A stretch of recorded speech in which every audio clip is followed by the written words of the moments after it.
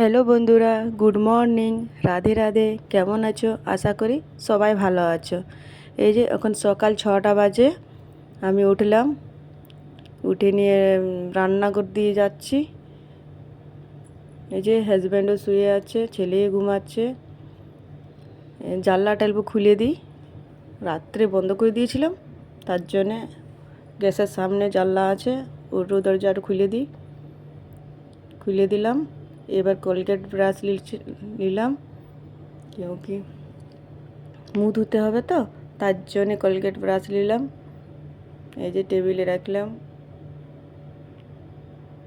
এবার ব্রাশ করব। ব্রাশ করা হয়ে গেছে। চাপাচ্ছি। চাটা ভালো করে ফুটাবো। ফুটায় নিয়ে এবার চায়ে কাপে নেব। চা ছেঁকে নিয়েছি। এবার আমি বসলাম চা খেতে।